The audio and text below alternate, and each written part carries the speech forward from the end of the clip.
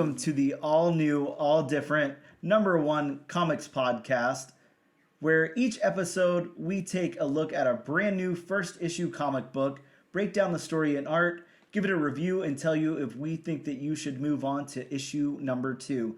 This is episode number 7. I'm Dan. I'm here with Bob. Say hi, Bob. Hi, Bob. We're going to talk about this comic, which today is Superman #1 from DC Comics. Superman #1. How often do you get to say that? Not often at all. Not very often. Doesn't happen to... Couldn't think of another word for often. We won't be doing that with Action Comics anytime soon. God, no. They're up there in numbers. We're also going to talk a little bit of comic book and related media news, as well as tell you guys what's new at comic book shops this week and next week. And we'll be right back after this quick break. We are back with news. Look, I say this every time. I'm starting to sound like a broken record. Actually, I take that back. When we first started this thing, Bob, there was comic book news galore. Every single week, comic news is dropping left and right.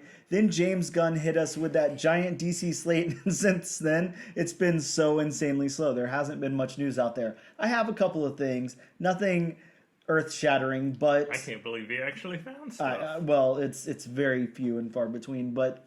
Of course, Vault of Spiders #1 is seeing some heat right now due to the announcement of the Funko Pop for Spider-Bite. Don't know if you saw that out there. I did. I don't know anything about the characters. Well, the design looks great. I'll give it that. The design looks really, really cool. I'm stoked to see Spider-Bite in what is this installment of Across the Spider-Verse going to be called? Into this multi-spider Across the Spider-Verse. Spider across verses of spiders. I do like the design for Spider-Man India. Oh, yeah. You didn't, or you did? I did. Oh, okay. Yes, likewise. Yeah, very good design. Some really cool designs in that book. Either way, a great book to pick up. It's got a few first appearances in it. I can't think of all of them. I think we have like a Wild Wild West Spider-Man and a Spider-Bite and a couple of other people. But it's really cool. I'm excited that that's seeing some heat. Also, this came at the very end of last week, I think right after we recorded our episode, so... this is maybe a little bit of old news now, but Seth MacFarlane has announced a new TV series called The Shrouded College, which will include the adaptation of the new comic book. It's like a brand new comic book that's maybe got 3 issues out or something. Hell to Pay. I was kind of looking into that and wondering why it was going to be called The Shrouded College and how Hell to Pay was going to be included in everything. And then I remembered when I read Hell to Pay issue #1, it's something about the Shrouded College. So I think they're just taking that, because obviously you can't really call a show Hell to Pay. Doesn't really work on probably Fox or whatever network it's going to be on. Vice TV. Yeah. Oh, God. Is that where that's going? Don't scare me. I mean, you got Netflix. We going to Quibi? Come on. They got Netflix where you don't care what they call the show. True. That's also true. Yeah, I don't know how to feel about this one. I remember reading that first issue, and it was cool. As noted before, not the biggest Seth MacFarlane fan. You kind of like some Seth MacFarlane stuff. So, I do. But you haven't read Hell to Pay, so... What is it about? I don't know. A couple... I don't remember something. Who knows? Something with coins. Like all these coin books that are coming out. Something to do with coins. I don't remember exactly, but... I remember the promotional material came with some limited edition coins. Something to do with coins. Hell, coins, paying hell, Shrouded College, I don't know. Seth MacFarlane, something else. That got you interested in actually buying the comic. Well, of course, yeah. It was a fun issue. There's also an announcement of a Hellboy reboot currently in production with director Brian Taylor attached. You familiar with Brian Taylor? He did Crank, he did Gamer, he did the Ghost Rider Spirit of Vengeance sequel. Thoughts? Hellboy? Are you ready to see another Hellboy? I don't know. Do you care? I am, because just from what I've never read any of the comics. So let me preface by saying that. Wow. I've never read any of the comics. I only know him from the movies, Ron Perlman and David Harbour, and I mean Ron Perlman was a perfect choice for Hellboy. Sure. And I mean, it all depends on who they get for the actor. Yeah, Hellboy definitely depends on who's under the costume there. I think that it's really interesting that we've already seen 2 different incarnations of Hellboy, and now we're going to see a different one. It's not the hugest character I would think of. You would think you would see more like Spawn adaptations or something than Hellboy. Hellboy's like still, I mean, known, but we a little more are underground. still getting that movie. At some point. That's what they say. I don't know. I'll believe it when I see it, I guess. Very true. Yeah, we'll see. And the last little bit of news, which was actually kind of big news that you and I just kind of spoke about, Marvel's bringing back the Ultimate Universe. They're doing Ultimate Invasion beginning in June. Thoughts? What you gave me some details. The Maker is the Maker is supposed to be the main villain, and I really like the character of the Maker. I mean, it's what if Reed Richards, went to the dark side? Yeah. And I mean, it's just Reed Richards' intelligence, being one of the smartest men in the MCU, yes, with no moral compass. Really cool concept. Yeah, I really like the character a lot. I'm excited that the Ultimate Universe is coming back in some form or another. I don't know. We didn't get much details if it was going to be like a mini-series or something like that, but... Just don't make it very convoluted like you did the original Ultimate Universe. Well, yeah, I mean, that was an entire spanning universe, though, so understood. I think this will be a little smaller of an imprint, I would imagine, but I guess only time will tell. Yeah, and I get why they, did the whole Ultimate Universe, so new readers could, catch on right away instead of going through all this history and lore. But towards the end, it just started spreading out too much, and by doing that, it spread itself too thin, and it just got watered down. Yeah, it definitely did. I remember those coming out. I remember, I don't know if you were anything like me, but I definitely added the Spider-Man to my pool, the Fantastic Four, the regular Ultimate series, and I think a few other. I'm trying to remember what I recall reading from that. Thor, definitely. Yeah, I liked the Ultimate stuff quite a bit, but I think that it fell off around the time that I was reading like the 30th issue of Ultimate Spider-Man. I think I just kind of backed out, and obviously it went on a lot longer than that. It's funny you mentioned the Ultimates, because the Ultimates is one of the comics that got me back into Dune comics, because I read them. I had a long break, and then around that 2008-2009 period, I mean, the Ultimates was recommended by some friends of mine, and again, it was the first comic series I picked up, and it's like, oh, this is good. Yeah, it was very good. I remember I kind of had the same thing, and I think that it was a little bit after Ultimates. I can't remember exactly the timeline now, but with the Marvel Max stuff, I think that really drew me back in, that more hardcore Daredevil and Jessica Jones, and Luke Cage. I loved the Max stuff. The Dead of Night stuff, starring Man-Thing, of course. That stuff was great. I think we only got like a 4-part mini out of that, but it was still very cool nonetheless, because you have to think, for a huge fan of Man-Thing like I am, we've got all the original stuff, and then it kind of peters out for a while, and then really all you get is, I don't know, there's a couple little mini-series here and there. You have stuff like the stuff written by R.L. Stine it's bad. I mean, you have to, objectively, it's bad. Even the lost scripts that were finished that later come up were kind of, I don't know, they were kind of weird. Of course, we have that 3-part adaptation from the Man-Thing movie. So there's not like a whole lot out there, but the Max stuff was really cool. It was really cool. It was very dark. I liked it a lot. The Marvel Max stuff was cool. Let's get that back in the universe. After we're done with the Ultimate Universe, let's do a Max tie-in. Please, Marvel, hire me to write books. Thank you. I will write all day long. I got you covered. So that's pretty much for our news this week. Again, nothing earth-shattering, but a couple of cool points there. We'll be right back, and we're going to talk about some new books that are out this very week.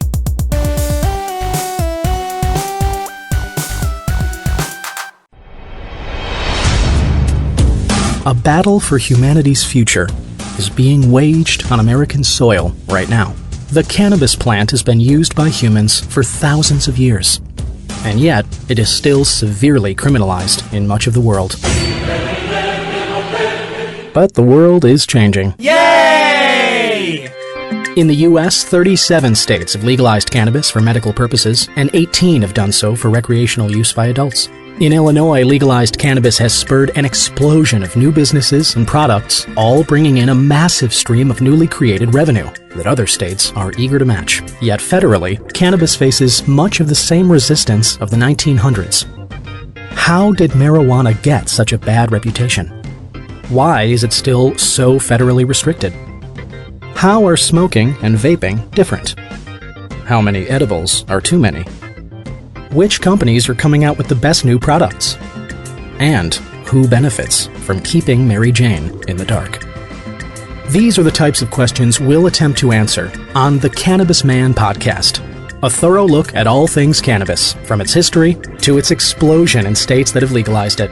So look out for the Cannabis Man podcast, coming soon wherever you get your podcasts.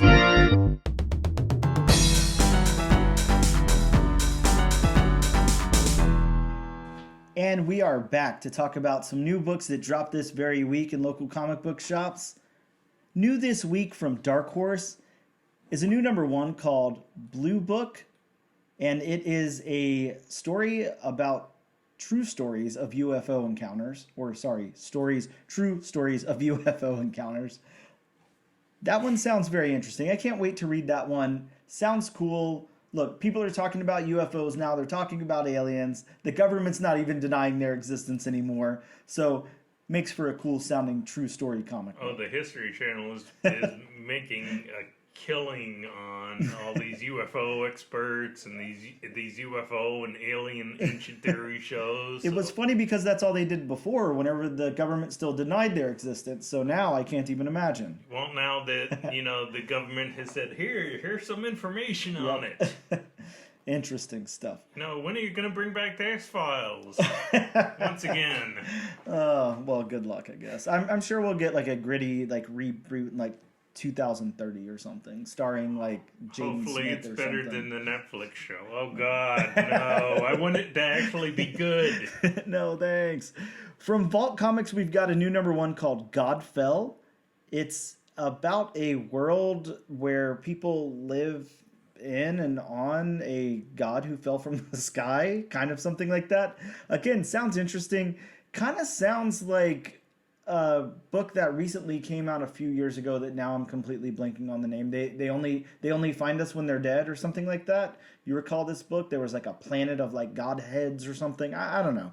Sounds crazy and out there, but could be a good read. From Image, we have another high concept book. This is Local Man number 1, about Crossjack, who was the member of a superhero team, and now he's just trying to fit into the world that he left behind.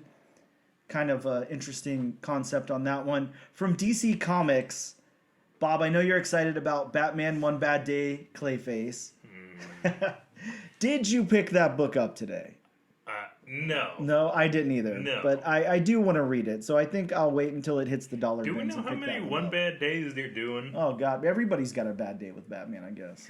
Everybody. Are we going to get a Condiment King one? Yeah, you got to wait, until every single Batman villain has been exhausted. That's whenever we will see the end of Batman One Bad Day. We've got to have everybody. Got to have my boy Mr. Bloom in there. Everybody deserves a shot. We won't even remember what a podcast is. Yeah, that's probably true. Also, we wrap up the event, apparently, of Lazarus Planet with the Omega Oh, thank God. 1 finale one-shot. From Marvel Comics, we've got a facsimile reprint of Amazing Spider-Man 129. Again, people, your best shot at getting an ASM 129 for $4 or $5. It's not going to happen any other way.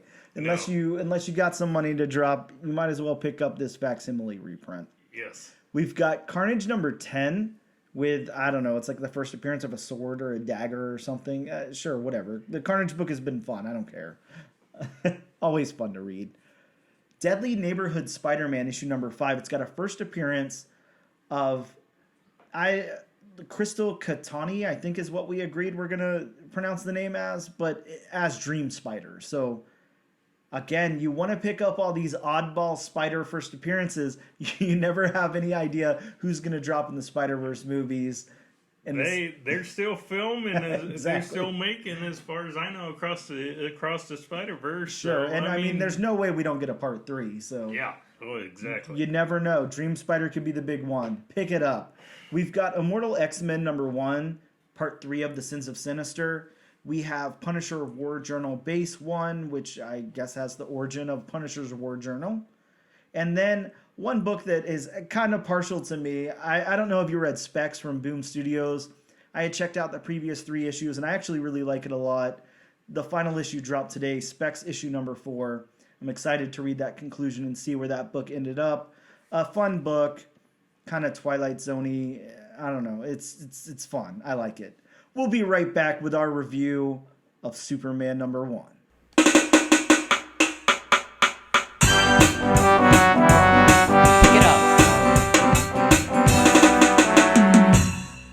We are back for our discussion of Superman #1 from DC Comics, written by the great Joshua Williamson and illustrated by Jamal Campbell. Some fantastic creators on this book, by the way. That's just a side note I got to throw out there. They really, really kind of put their A-team on this one, and I do not blame them for that.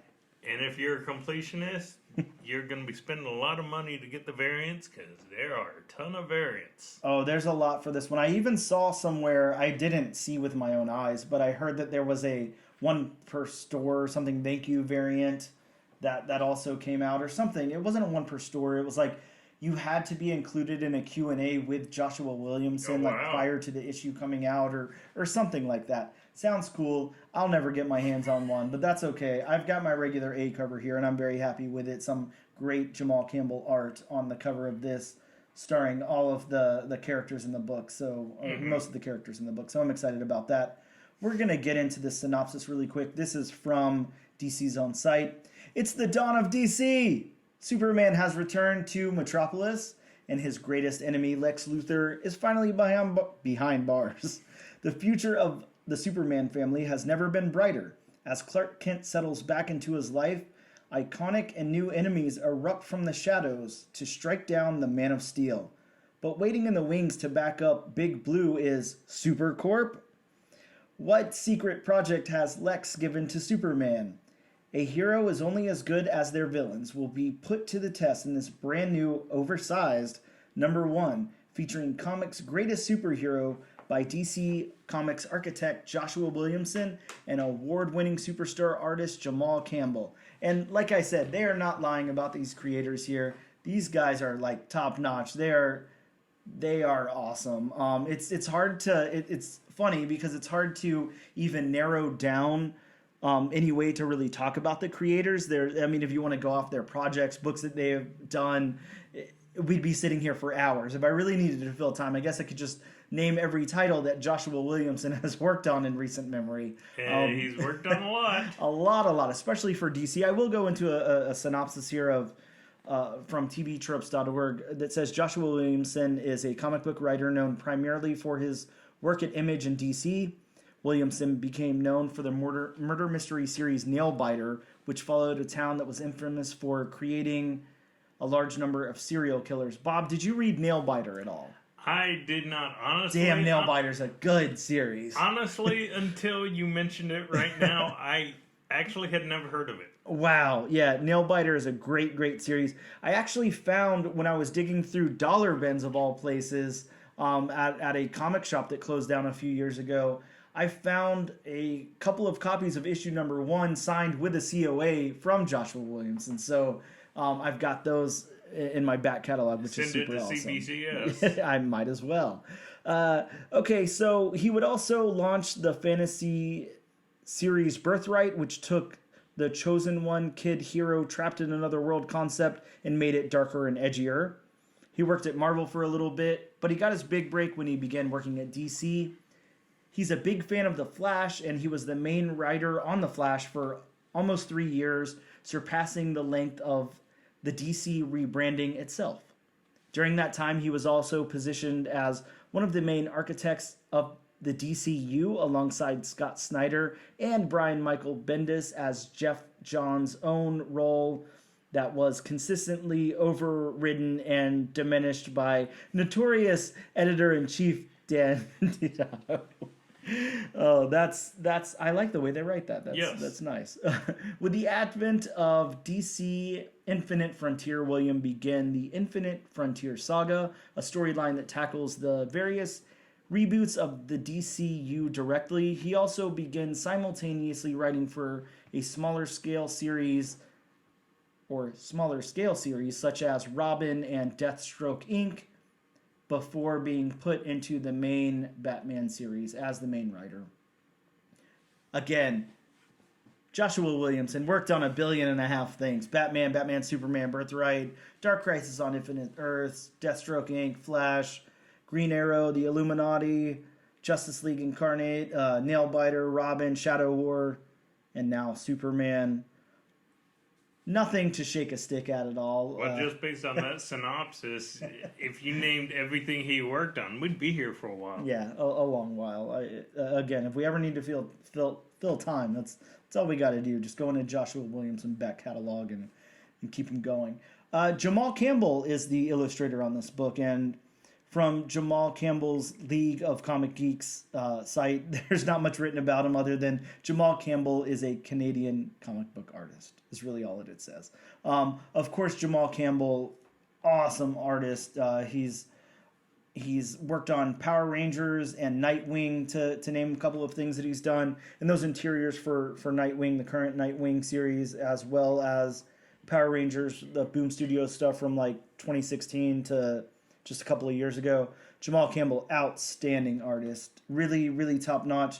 And I would say, of course, we're going to get into our review of the art and the story and all of that, but DC is, just like Marvel is guilty of like having that house style that really, I don't know. I don't know how to word it other than just to call it the house style there. Sure. And it's just, I don't love it. I don't love sometimes the background, sometimes the facial expressions and stuff that are used in that DC house style. I honestly see it as a little bit lower than what Marvel's house style is. Again, that's just a personal choice, but Jamal Campbell is completely breaking the mold here. He is, he's throwing that house style out the window and really running with his own style. Jamal Campbell is really doing some big stuff with this Superman book. Like, they gave him the reins to take over a Superman #1, and he was like, "Fuck you guys," and just ran with it and did an outstanding job. I'm really impressed with Jamal Campbell's artwork on this book. The second that I opened it, I was just very impressed. Yeah, he did. Yeah, it's really good art, and yeah, to expand on my sterilized comment, I mean, you can definitely tell that this wasn't, I guess you would say, mass-produced out of a factory. No.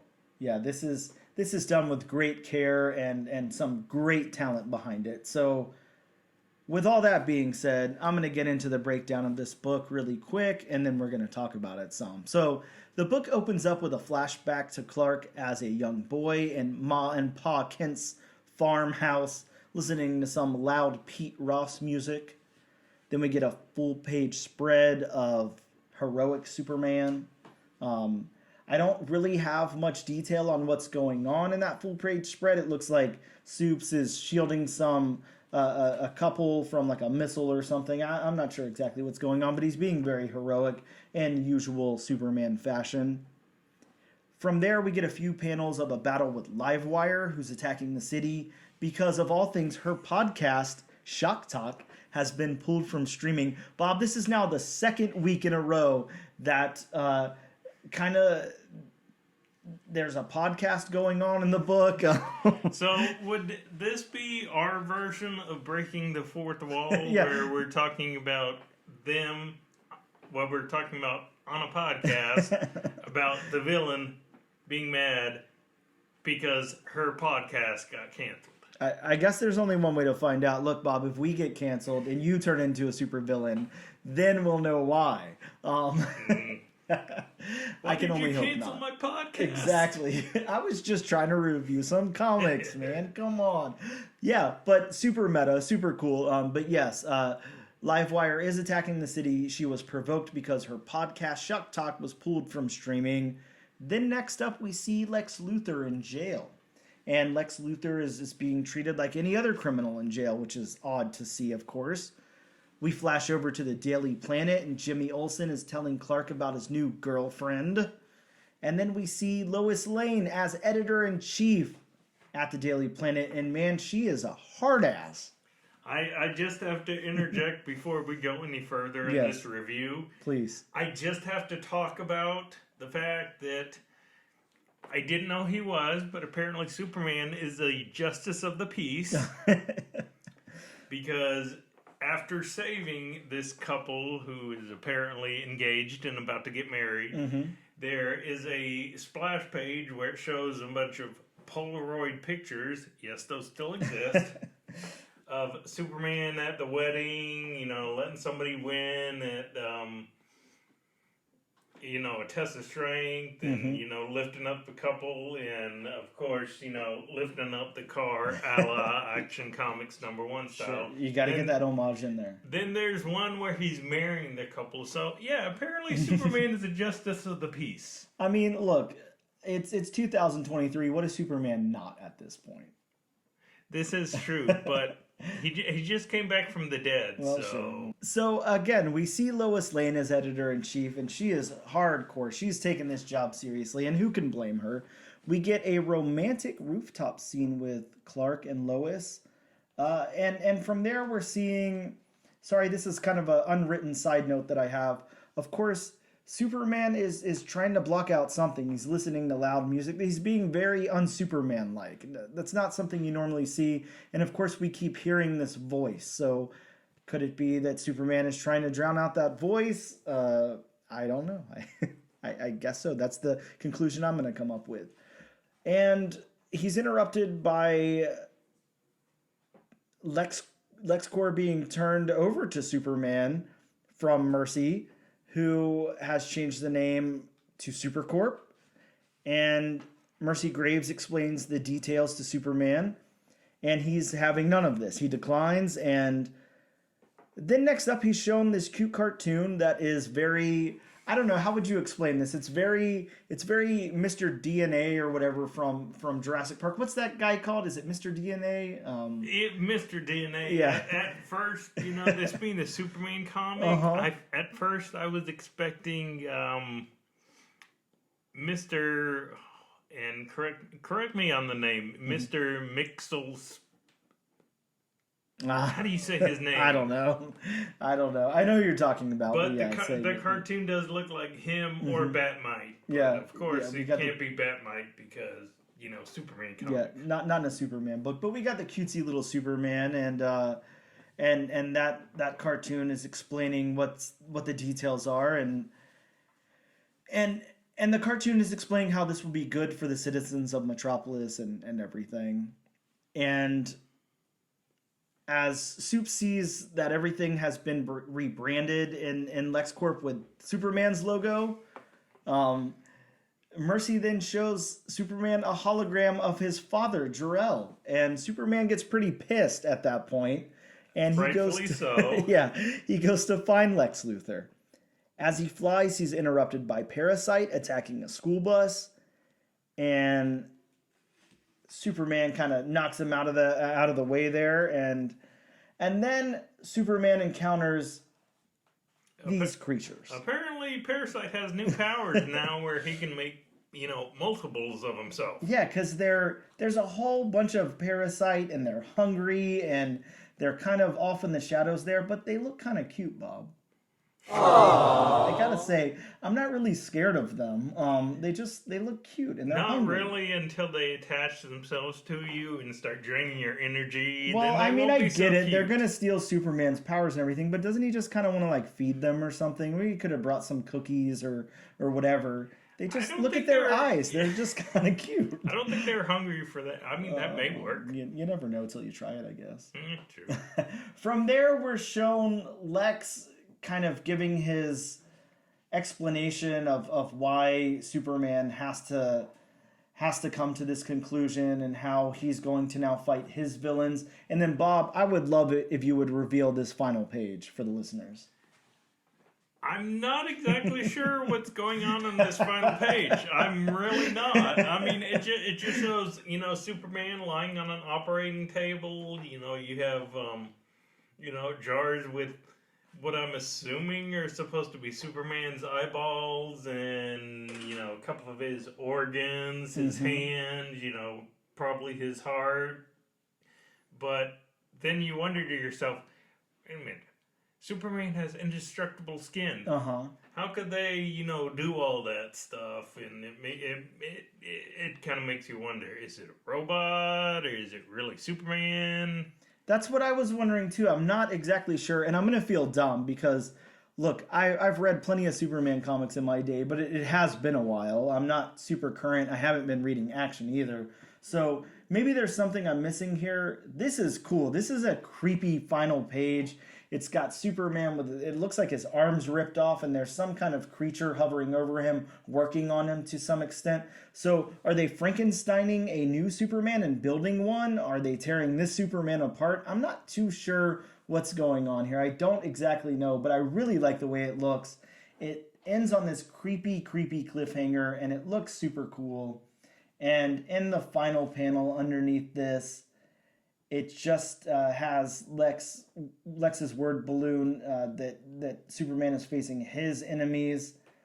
And then we have a news article that says, "Who is Metropolis's new hero?"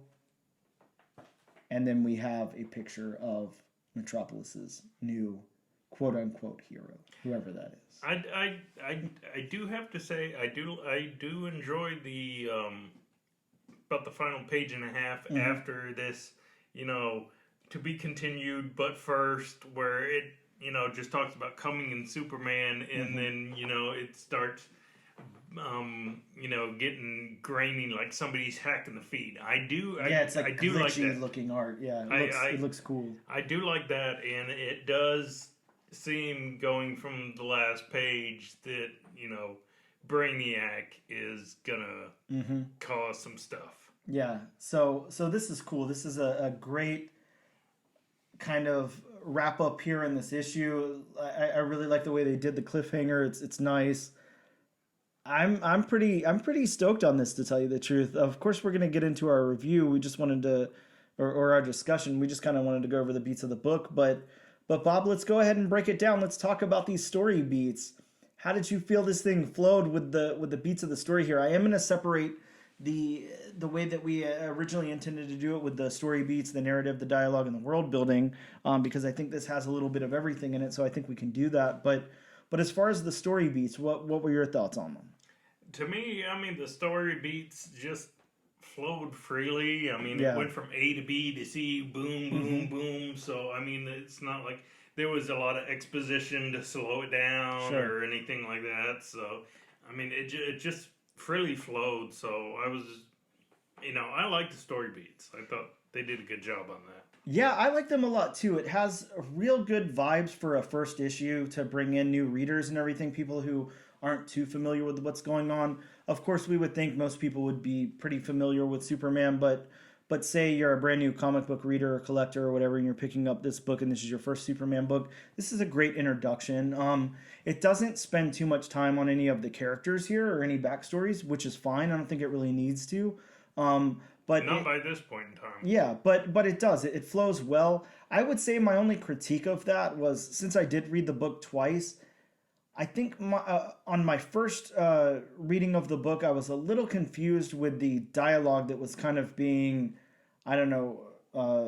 transmitted to Superman's head. Yeah, the voice of Lex there.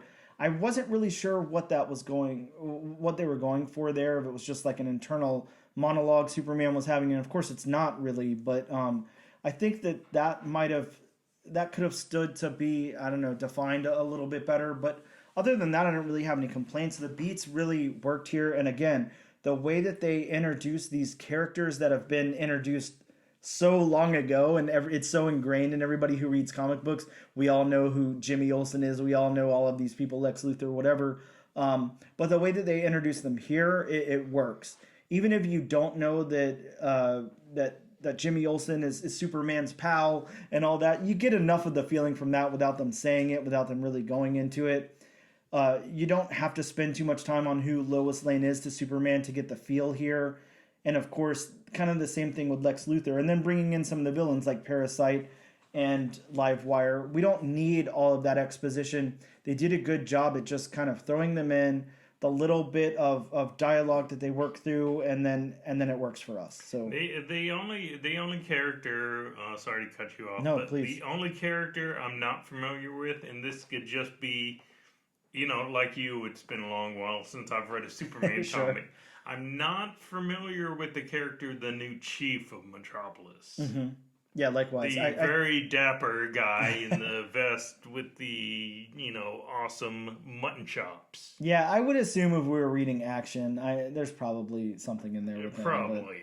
Or maybe even, what's that book with, yeah, I don't know. Maybe action. Who knows? So, yeah, if any of our listeners know anything about that, please don't hesitate to correct us on that. Yeah, let us know, because the chances that we're going to be able to go back and read, I don't know, something thousands of issues of Superman to get the story there is pretty slim. So, I agree, though. The beats work perfectly here. Williamson really is kind of a master at this, and I think at this point he's so familiar with the DC universe. Of course, we talked about that in his history and everything. He must know these characters inside and out. He knows what's going on. It's like he's a resident of Metropolis, but it does seem like it. Yeah, it seems well lived, and he knows what he's going for, and he knows what he's doing. So he's a pretty masterful storyteller and the perfect person for this book.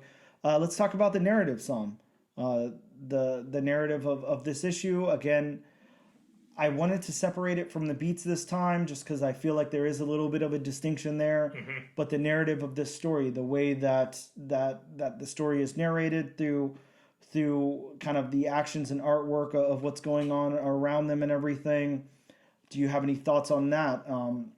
I again am just going to praise it, really. That's all I can really say. It's done really wonderfully here. This is kind of like almost a master class in what you're looking for in a first issue of an established character, in my opinion. So it just works very well. It is, and I was like you. I was a little confused about the voice Superman, kept hearing. It took me a while to figure out, okay, that's not, him, doing narrating or anything. But, fortunately, in the narrative, Superman actually explains, what it is. Yep. He actually says, since he's gotten back, he's heard people, he's been able to hear the world more, and he uses the music to drown out that voice, which we, learn then is Luthor talking to. Yeah, and I honestly kind of like that. Like, I think that at first it bothered me a little bit because I, like you, was just why the hell is Superman wearing headphones? That's odd of him. That's out of character. It was. But I like, of course, to be able to write Superman well, you have to give him some kind of weakness because, as we all know, Superman is viewed as like the invincible. How do you write this character? It's got to be very hard. It's got to be much harder than writing a character like Spider-Man or even Batman or somebody, because he's the golden boy, he's the Boy Scout, and he's invincible and whatever. Like, what hurts Superman? But if you give him this little bit of something, he can't drown out these voices or whatever. I feel like that gives him, I don't know, maybe not quite a weakness, but it gives us something to play on. It gives us something there. Superman can go fight, Livewire. That's no problem for him whatsoever. He can capture Livewire and turn her over to the police. But can he stop these voices in his head? Well, not really. He has to find a way to do that, and he's listening to loud music to do that. So I think that's interesting. And I mean, even having Parasite and Parasite as a villain. I mean, he can't really touch Parasite. Yep. So he's got to figure out a way. Okay, how else can I stop Parasite? But, in this comic, that doesn't work out well for him, especially now that it seems like Parasite is can copy himself. Yes. So yeah, I'm with you. The narrative here really works in this story. I think the only time that and I'm not going to say it falls apart because it doesn't fall apart at all, but the only critique I really have of it is at that end there, where you have two people who read comics, obviously quite a bit. We should kind of know what's going on, and we're a little confused by this final panel. Now, maybe we're supposed to be, so I can't quite say that it's a critique, like it's a bad thing. Maybe it should be kind of left up in the air till the next issue. I'm not too sure, but I did feel a little sideswiped with it. So that's the only narrative choice that I kind of questioned. Once we get over to the dialogue, and here's where I'm going to really throw in my critique to the book. This one is, I feel like all the dialogue here works, and it's written well, and I have no critique of the way the dialogue is written or what's said. But I will say for if I have to critique anything, it is a little too dialogue heavy. It's a little more than what I like. I like to kind of see more and be told a little bit less. And it's not exposition dialogue that's bogging it down or anything. It's just too much dialogue, a little too much. It's not insanely heavy, but it's a little much for me. I don't know your thoughts on that. And I mean, there is a good amount of dialogue in this, and of course, going to dialogue. I mean, of course, we all know by now, with everybody having read Superman comics, you know what Superman's dialogue is going to be like. Mm-hmm. I mean, it's not going to be totally Boy Scout, but yeah. It's going to be, I mean, Jimmy Olsen even, says something after, Superman has to go to the little boy's room. He even says, "Still the Boy Scout." Yep. So, and I mean, with, and again, I hate to jump ahead, but, going with Campbell's art, Mm-hmm. I don't think it had to be so dialogue heavy. Yes. But, I mean, then again, with, Joshua Williamson, Mm-hmm. from the books I have read, I have noticed, he does like to use, more dialogue than usual or more dialogue than needed. Yeah, I would say not that Joshua Williamson's not confident in storytelling. Obviously, he is, and it really works. But I would say, again, my critique of it is let the art do a little bit more storytelling. And it's not exposition. It's not that he's trying to describe a scene or anything like that. It's not, look, don't get me wrong. I don't feel like I'm reading like an 80s or 90s Fantastic Four book. It's not that kind of dialogue. Or but a 60s Avengers book. Well, that's a whole nother story in itself. But I do feel like, look, you have an all-star artist on this thing with you, Joshua Williamson. You can take a back seat a little bit and let him shine too, because he really knows what he's doing with the art here. He's really telling a story with this art, and he's really nailing it. So you can kind of take that step back and let him shine a little bit too. Again, I don't feel like it's a problem per se. It's just my critique of what's going on here. But I would say a little bit, maybe less is more on the dialogue. Yeah. So the last part of the story here is, of course, the world building. And we talk about the world building here in Metropolis. We're not shown a whole lot of Metropolis or anything, but of course we see some events take place on the streets. We're seeing Livewire there on the streets. We're seeing the Daily Planet. We're seeing, of course, LexCorp or SuperCorp now. We're seeing Parasite out on the street level with the school bus and everything. I think that the world building was nicely done here. Again, the way that they introduced these characters that we all supposedly, we all should kind of know for the most part. But the way that they introduce us to Metropolis in this brand new #1, I feel like they fleshed out this world well. We're not shown a whole lot of it. That would be my only other critique here. Maybe you could show a little bit more, but I also don't want it to feel like that Wasp book where it's just each panel is in a completely different part of the world. I feel like that was too much. Well, and that's going to happen in number 1. Yeah. Where, they're not going to be able to show the entire world in issue number 1 because, it's an issue number 1 and they want to continue the comics, so. Sure. Yeah, and you shouldn't. You're right. I feel like the world building works here, though. I do too. I do feel like it works.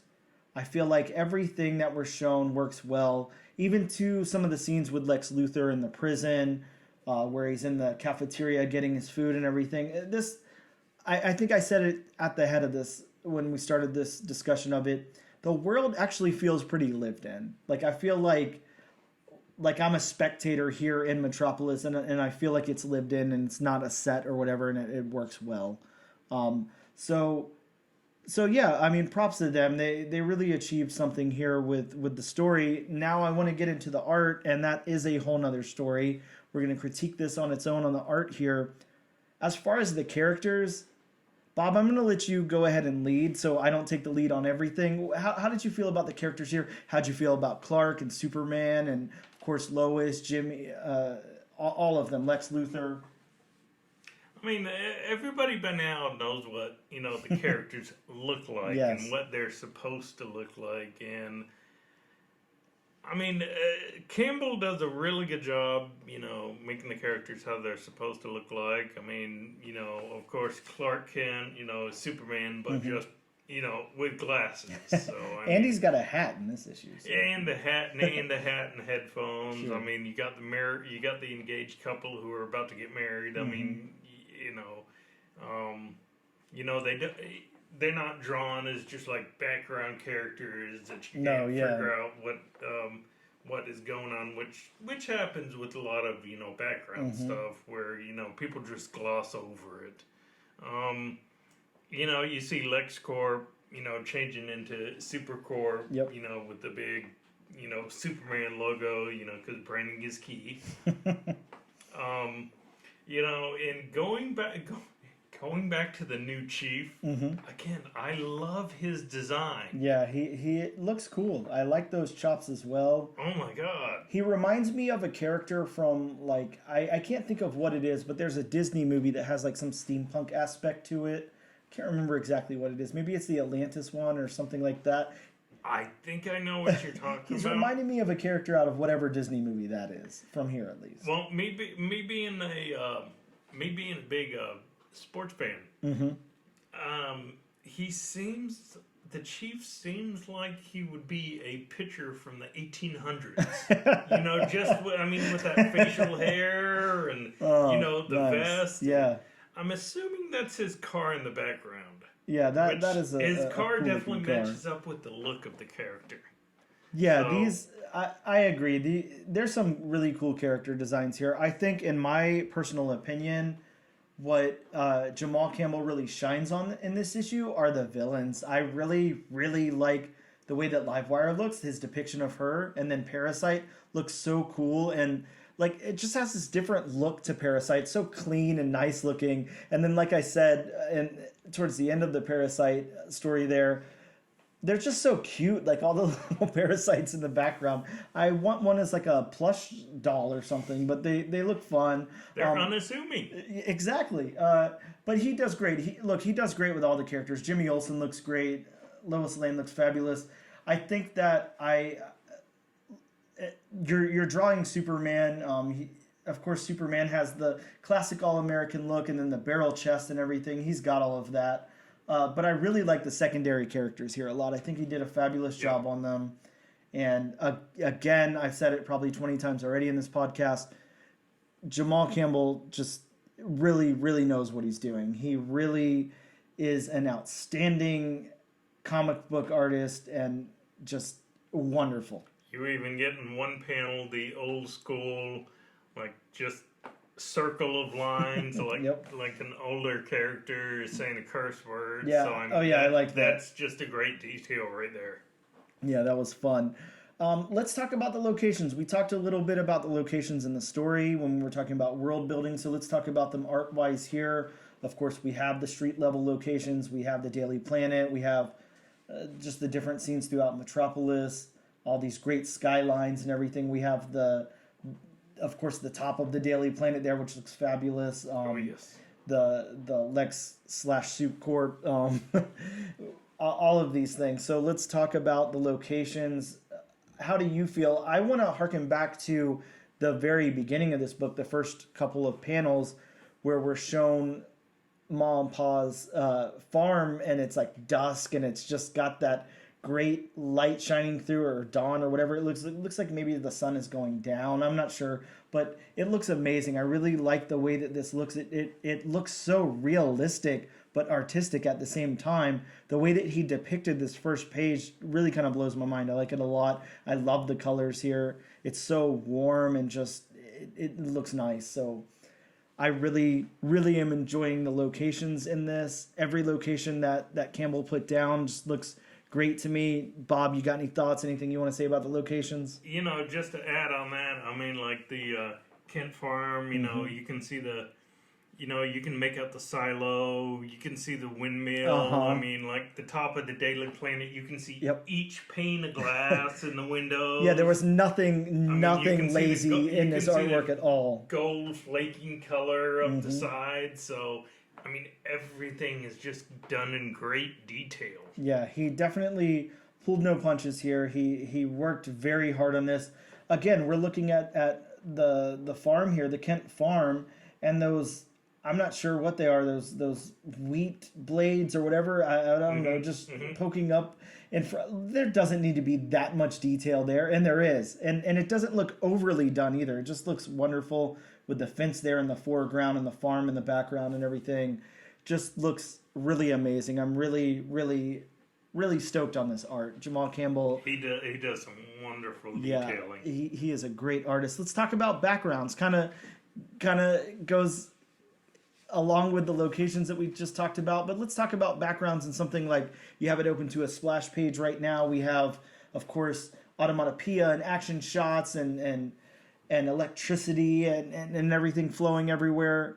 Again, I don't know what else I can say. This looks great. It looks wonderful. It looks like the classic example of what you would want in something like this. And again, like I said about backgrounds, and you know, everybody listening knows this because everybody listening is probably a comic book fan and has read, you know, many issues of comics. How many comics have we seen where the backgrounds are just look unfinished and just, you know, don't seem like, you know, they're done with great care? Way too many. But in this, I mean, again, I mean, you can make out everything. I mean, every building, you know, the every pane of glass. I mean, you can make out everything in the background in this. Yeah, I can absolutely agree with that. This is just masterfully done. This, again, you put your A team on this. You really kind of struck out. No, home run. I guess struck out's bad, right? You home ran. I don't know, sports analogy, sir. You did a wonderful job teaming up these two. DC really must have thought hard about this, or maybe they didn't have to think at all. Maybe they just said, we'll just put the two of our best on this Superman book. I don't know, but they really nailed it. There's one page in particular. I mean, you can almost make out, you know, it's not supposed to be, but you can almost make out exactly what model the cars are. Yeah, exactly. I would love to get some original art from Jamal Campbell and hang that up. That's got to be outstanding to have in front of you. I can't even imagine. Bob, let's talk about the colors. I don't know if we know who the colorist is in this book. It's not something I had in my notes, but again, we're always failing the colorist here and the people who write the dialogue. I'm sorry for listening. Yeah, so our apologies, but let's talk about the color either way. We don't have a colorist. Maybe we'll just say Jamal Campbell did his own colors and run with that. But yeah, let's talk about the colors some. The colors pop here. They look great.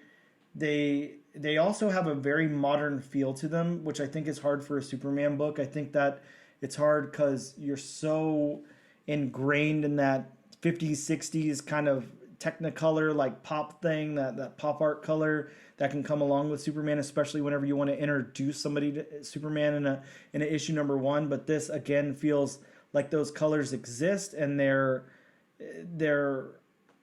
reflected of the light that's happening in this book. Each panel is just taken such great care of the color and shadow and everything that's going on in it. I think the colors work very, very well here. The palette works very well. It fits with modern DC, but also kind of makes me think of that old school Superman vibe to it too. So, well, and then talking about colors, and I mean, this is one of my biggest things that draws me in comics. mm-hmm.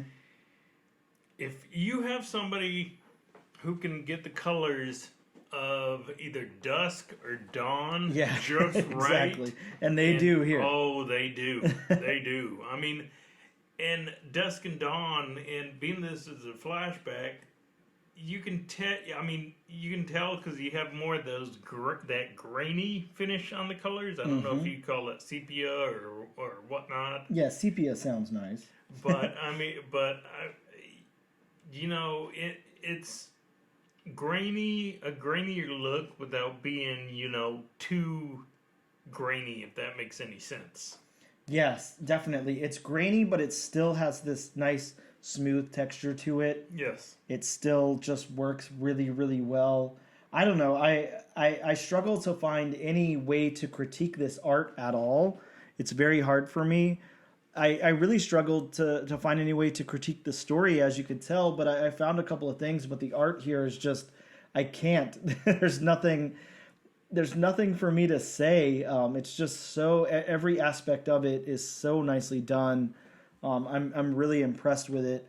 I think we're going to go ahead and stop gushing and get on to the most important question about this book. Bob, will you continue on to issue number 2? That is trademarked, copyright, all new, all different, number 1 Comics Podcast 2023. Will you continue on to issue number 2? They hooked me on this. I mean, I haven't read a Superman comic in a long time. Yes. So I think, just that I would continue. But I mean, they hooked me not only with the art, but, of course, number 1, I love a good cliffhanger. Yeah, I agree with you. Everything, every aspect of this book, the journey along the way makes me want to read issue number 2. As far as the beats, the everything here, just to know the next thing that Joshua Williamson wrote in the story, and all of that, to understand what's happening with Lex Luthor, with Supercorp, with even something as simple as Jimmy Olsen's new girlfriend. I want to know more about her. I want to know what's going to happen. But that cliffhanger, the way that this issue ended, I have to know what's going to happen next. Like, sign me up for issue number 2. This is going on my pool. Absolutely. I'm calling the LCS, and yeah, we're going to make this happen. And of course, with Lex Luthor, when he eventually does break out of prison, because it's Lex Luthor, that whole Supercorp has to have an ulterior motive. You would think so. I would imagine. Just because of who it is. Yeah. Again, that's a big thumbs up from Bob and I. We're both continuing on to issue number 2, and we can't wait to see it. All I can say is, if for some odd reason you're listening, Joshua Williamson or Jamal Campbell or DC Comics in general, you have knocked this one out of the park. You really made something happen with Superman number 1 that I didn't foresee. Whenever we decided to do this book, again, Bob and I thought, when will we get a chance again to do a Superman number 1? So that's why we took it. Not because we thought it was going to be good. And they really impressed both of us with this book. Yeah, I gotta say, I was on the fence about it too, because our thinking was, when is the next time we're gonna get to do a first issue Superman? But at the same time, I was thinking, it's Superman, so I mean, how good is it? We're talking about a character with barely any weaknesses, so I mean, how good exactly is it gonna be? Yep.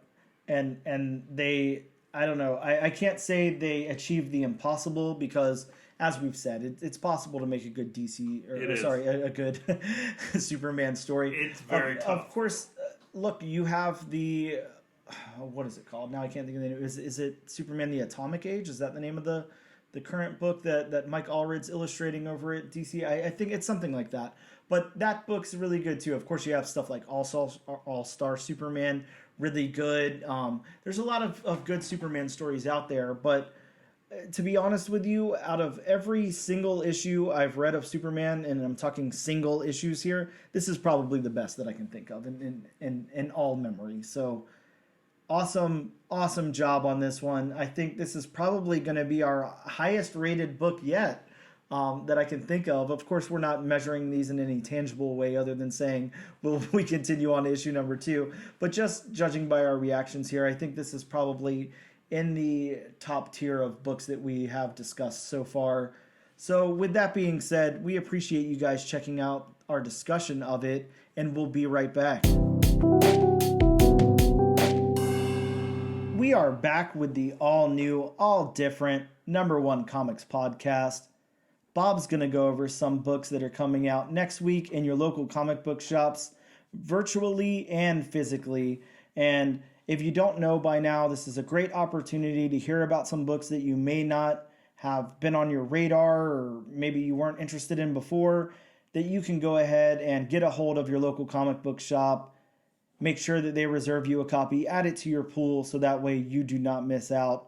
Bob, what do we got coming out next week? And before I get into this, just to let you know, I pulled from the Key Collectors app. Mm-hmm. So, I mean, this isn't the entire list of books that are coming out. Sure. So, I mean, please feel free to, consult with other, websites and stuff like that. Sure, these just some highlights. These are just a few of them. From Scout Comics, we have Banshees number 1. The synopsis reads, a college freshman discovers the terrible history of her dormitory and becomes obsessed in discovering the truth about the Lion, a serial killer that stalked her college campus for nearly a decade. That actually sounds wicked cool. I'm pretty excited to pick that up. That's called Banshees number 1? Yes. Sounds like a cool book. From Image Comics, we have Phantom Road number 1.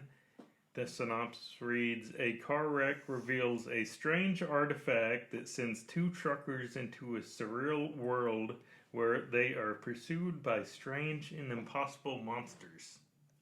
Sounding equally interesting. Maybe not as quite interesting as Banshees, because Banshees, I'm sold on that right now, but that sounds cool too.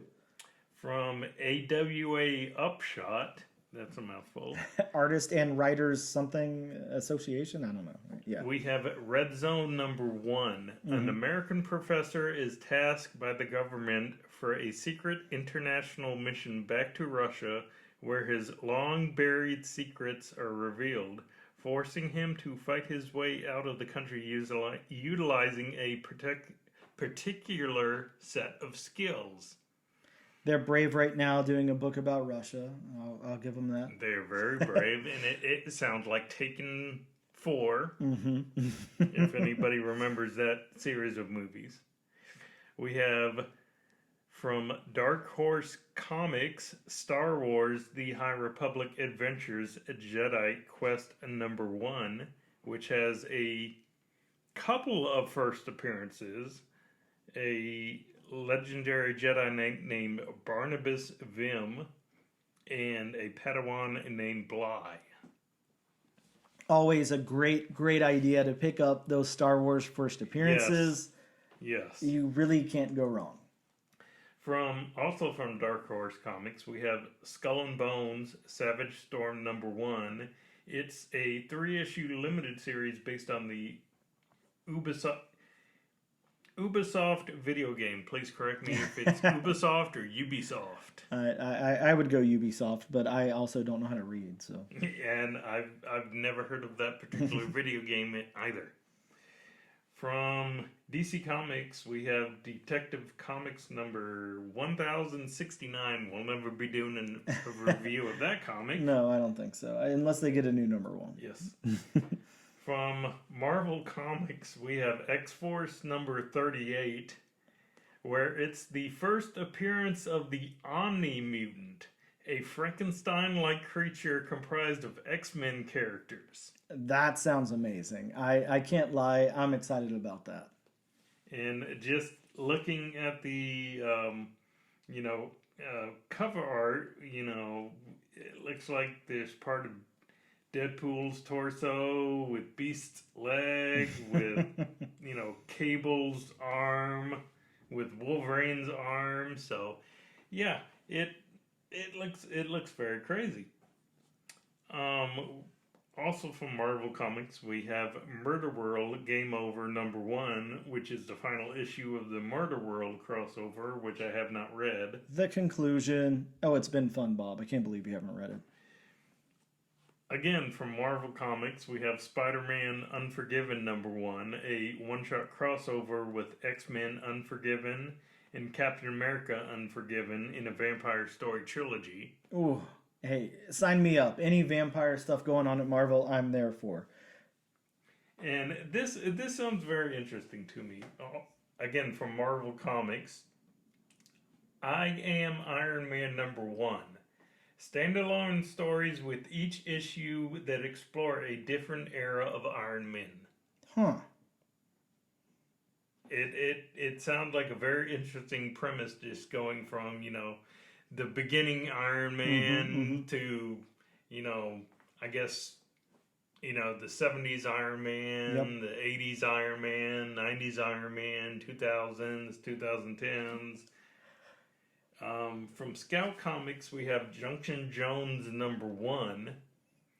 In a multi-dimensional town, two scavengers discover a dead Earth hobo whose body shows evidence of a government cover-up. But before they can escape without notice, a suspicious maintenance team arrives on the scene looking for the same body. Huh. Sounds like it could be creepy and have a nice dark tone to it. Sounds fun.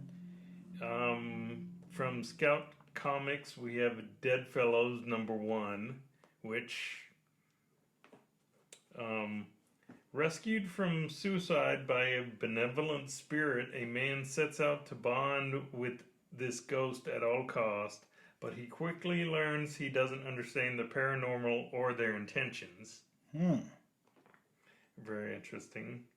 From Mad Cave, we have Hunt, Kill, Repeat. That's an interesting Yes. name.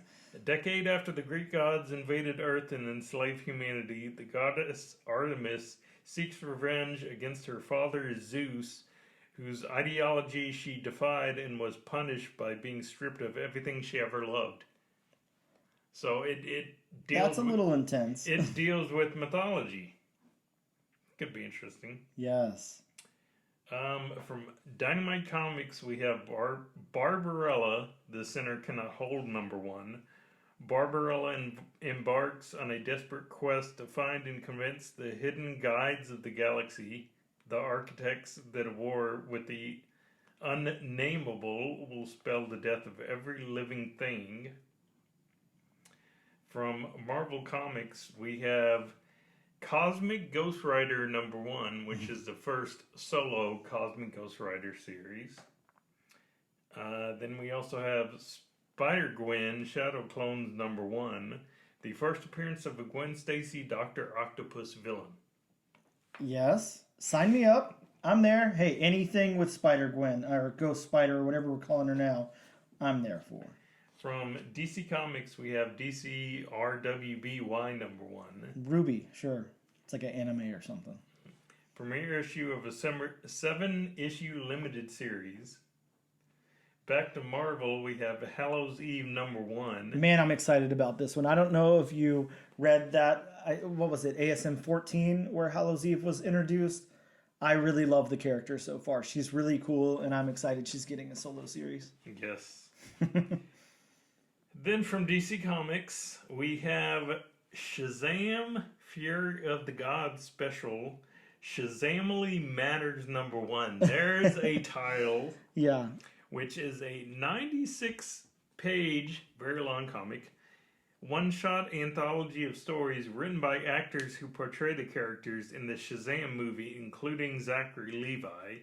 They didn't have to name him specifically since they said the actors who portray the characters, so that one was given. Yeah, you would think. Bob, let me rate your excitement level for that one. As a fan of the movie Shazam that you were, Is that something you're planning on picking up? Is that something that sounds interesting to you?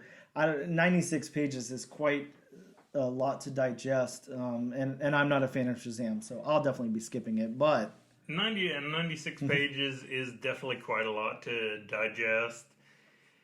And the fact that it's written by actors, I've read stuff written by actors, and it can be very hit or miss. Sure. And 96 pages, you lost me at 96 pages. I heard that's quite a lot. From Comics Experience Publishing, we have Sereno #1. From Aftershock, we have All Night and Every Day #1. And that's it for the books this week from Key Collectors. Awesome. So those are some books that are coming out next week. You should definitely, if any of those sound interesting to you, like that Banshees #1, which sounds interesting as hell to me, make sure you get a hold of your local comic book shop and ask them to reserve a copy for your pool. Guys, I also really quick want to make a quick announcement. Of course, we had Tony Franklin on from the Crim Sisters Kickstarter. An episode back, 2 episodes back. What I can't even remember now. 2 episodes back a minute ago, maybe. I don't know. I don't remember. Either way, we had him on the show. Really cool guy, promoting a really cool book. His Kickstarter is live now, so we ask that you please go over to Kickstarter.com and check out the Crim Sisters Book 1, Escape from Suburbium. I wouldn't be able to sell it. Yes, please donate so this book will get made. Yeah, please donate. Tony and his artists are only looking for $4,000 to back the project. They're currently sitting at, of course, it just went live, so it's only been up for 1 day now, but they're at $471. So they've got quite a bit more to go. So make sure you jump on and back this project, even if you can just back it at its lowest level. Please hop on and make sure you back that. Bob and I were privileged enough to be able to check out the first issue of the book, and it is outstanding. You're going to get 44 pages of this book because they wanted to make a nice double-sized issue, and it's awesome. You're definitely going to want to check that out. Again, that is Crim Sisters Book 1 on Kickstarter.com. Make sure you check that out because it is a sci-fi kick in the cul-de-sac. That's their tagline, so I had to go with that. Yeah, exactly. Give me a rim shot. Thank you. That is it for our review of Superman #1, or rather our discussion of Superman #1, and our episode this week. Thank you guys so much for hanging out with us, checking out episode number 7. Again, please send us some, I don't know what you call it, good vibes. Make sure you review us on whatever podcatcher you're listening on, whether that be a proper podcatcher or YouTube. Please make sure you give us that 5-star review because it really helps the algorithm push us up to the top and helps us put out more content. We do a giveaway each and every week. All you have to do is use your social media of choice and use the hashtag AllNewAllDifferentNation. You'll be entered in our giveaway where you can receive a copy of the book that we talked about. And before we get into any of that, we're going to announce the book that we're doing next week, which is, Bob, say it. Next week we are doing from Marvel Comics, Cosmic Ghost Rider #1. Cosmic Ghost Rider #1. Sounds like a whole hell of a lot of fun. Again, please make sure you check us out on social media. We are at Instagram at ANAD_1 Comics Podcast. We're at Twitter at ANADNO Comic Pod and TikTok at ANAD1 Comics Pod. You can also check us out at YouTube under the Comic Book Channel. And again, I'll say it one last time. Be sure to use that hashtag, AllNewAllDifferentNation. You will get a free comic book in the mail. You don't have to do anything but use that hashtag, and we will randomly select a winner and mail the comic to you free of charge. Thank you guys so much. We'll see you next time.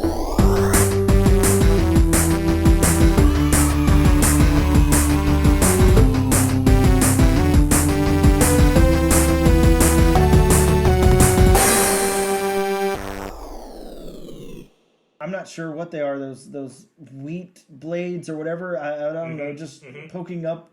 And there doesn't need to be that much detail there, and I'm not sure what they are. Those wheat blades or whatever. I don't know. Just poking up, and there doesn't need to be that much detail there, and I'm not sure what they are. Those wheat blades or whatever. I don't know. Just poking up, and there doesn't need to be that much detail there, and I'm not sure what they are. Those wheat blades or whatever. I don't know. Just poking up. And there doesn't need to be that much detail there, and I'm not sure what they are. Those wheat blades or whatever. I don't know. Just poking up, and there doesn't need to be that much detail there, and.